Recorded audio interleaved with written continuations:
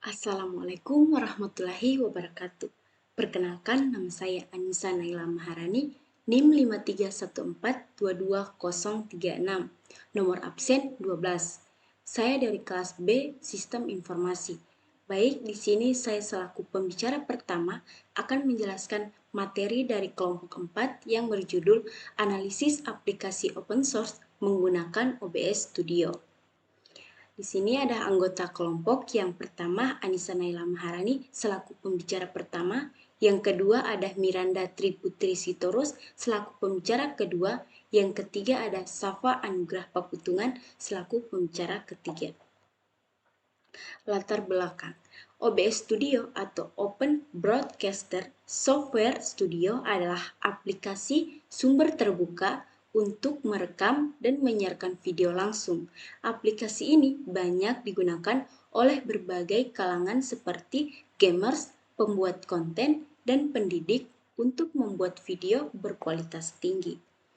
Profil perusahaan target YouTube adalah situs berbagai video populer, tempat pengguna dapat mengunggah, menonton, dan berbagi klip video secara gratis. Didirikan pada bulan Februari tahun 2005 oleh mantan karyawan PayPal Chad Harley, Steve Chen, dan Jawed Karim. Nah, pemilihan aplikasi open source. Ada 4 keunggulan OBS Studio untuk Node.js. Yang pertama itu ada gratis dan open source. OBS Studio adalah aplikasi open source yang dapat digunakan tanpa biaya lisensi. Hal ini sangat menguntungkan bagi kreator YouTube, terutama bagi pemula, karena mereka dapat memanfaatkan alat yang canggih tanpa mengeluarkan atau investasi besar. Yang kedua itu ada kompatibilasi langsung dengan YouTube. OBS Studio mendukung integrasi langsung dengan YouTube untuk live streaming melalui protokol RTMP. Pengguna cukup memasukkan kunci streaming atau stream key dari YouTube untuk memulai siaran langsung. Yang ketiga itu ada dukungan resolusi tinggi. Nah, OBS Studio memungkinkan perekam dan live streaming dengan kualitas tinggi seperti 720p, 1080p hingga 4000. Ini sesuai dengan standar kualitas video di YouTube dan membantu kreator menghasilkan konten yang menarik. Yang keempat itu ada kemampuan multiscan dan transisi profesional.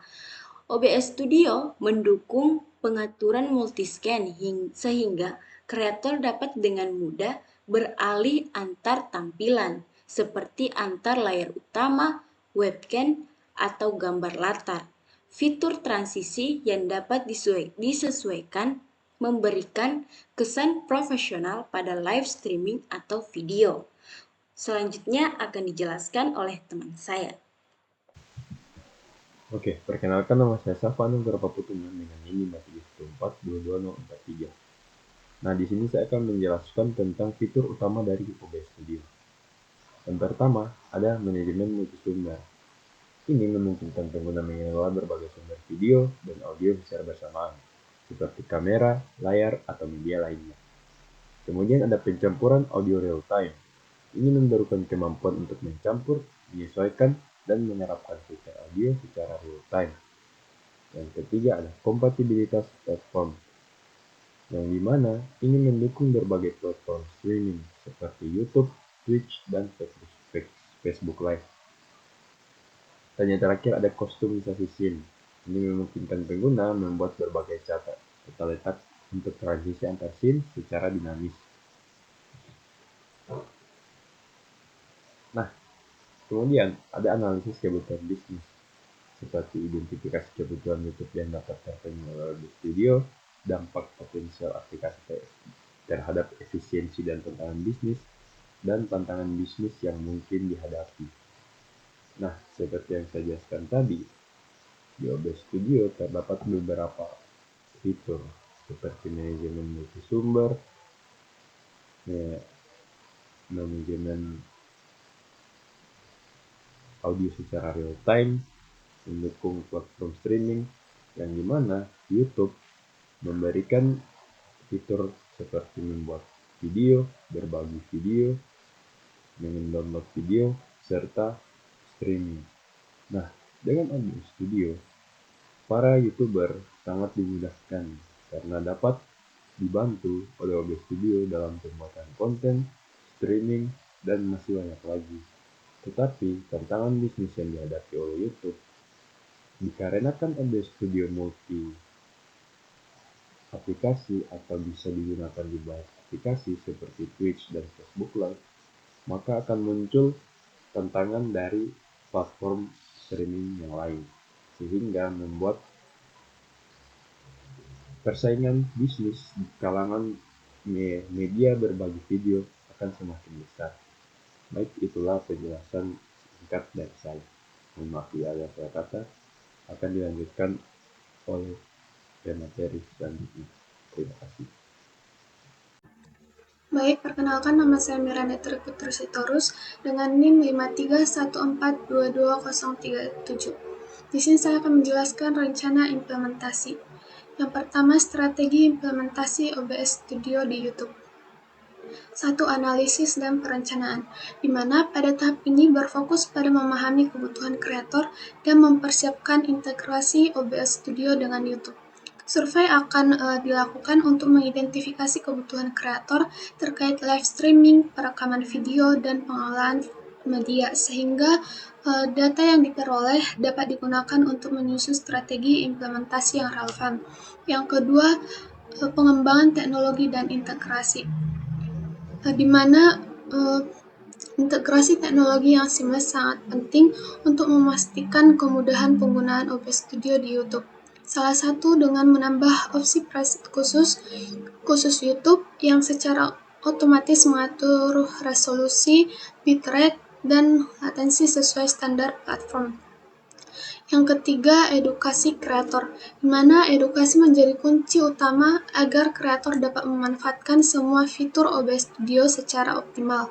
Salah satu langkah yang dapat dilakukan adalah dengan membangun pusat edukasi kreator berupa portal pembelajaran yang menyediakan tutorial, panduan teknis, dan video demonstrasi tentang cara menggunakan OBS Studio untuk kebutuhan YouTube.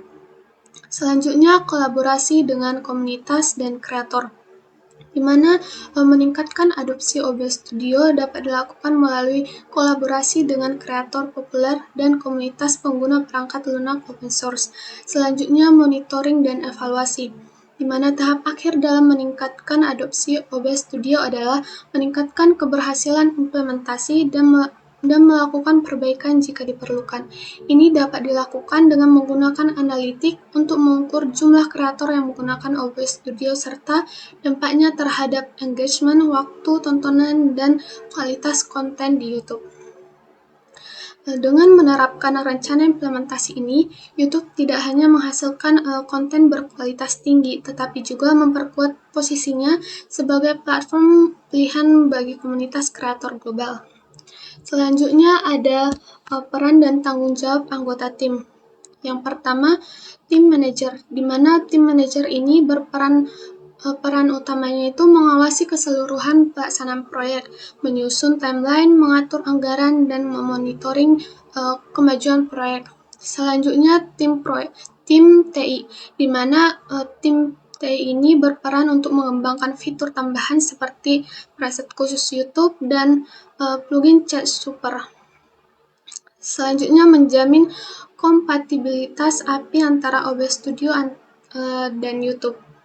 Selanjutnya, tim pelatih pengguna, di mana tugas dari tim pelatih pengguna ini memberikan pelatihan dan panduan teknis kepada kreator tentang penggunaan OBS Studio dan mengembangkan materi pembelajaran termasuk video tutorial dan panduan tertulis.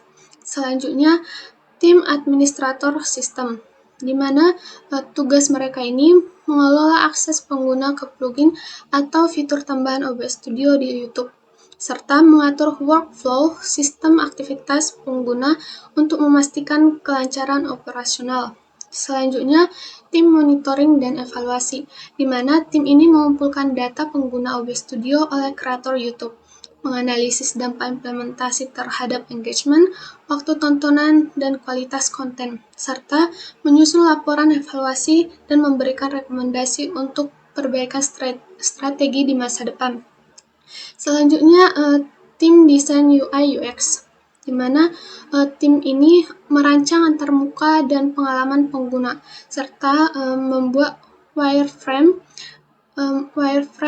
mockup, dan prototype, memastikan aplikasi mudah digunakan dan menarik secara visual.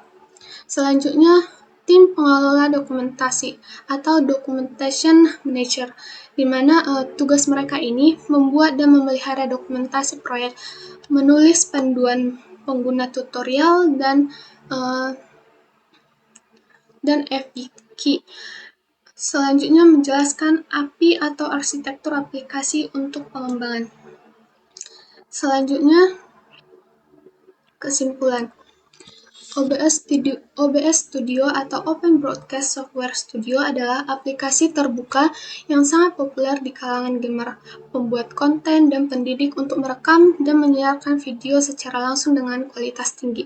Dengan fitur canggih seperti perekam video resolusi tinggi, pengolahan audio kompleks, dan transisi profesional antar layar, OBS Studio memungkinkan kreator untuk menyajikan konten yang dinamis dan menarik. Melalui tugas ini, kami menyadari bahwa edukasi pengguna adalah kunci untuk memaksimalkan potensi aplikasi ini. Oleh karena itu, rencana untuk membangun pusat edukasi kreator seperti tutorial dan webinar menjadi langkah yang sangat penting untuk membantu pengguna memahami dan memanfaatkan fitur-fitur OBS Studio secara efektif. Selain itu, sifat open source dari OBS Studio mendorong kolaboratif komunitas yang tidak hanya meningkatkan fungsional aplikasi, tetapi juga memperluas jangkauan inovasi di bidang pembuatan konten. Baik, sekian dari tim kami. Apabila ada kesalahan, mohon dimaafkan. Terima kasih.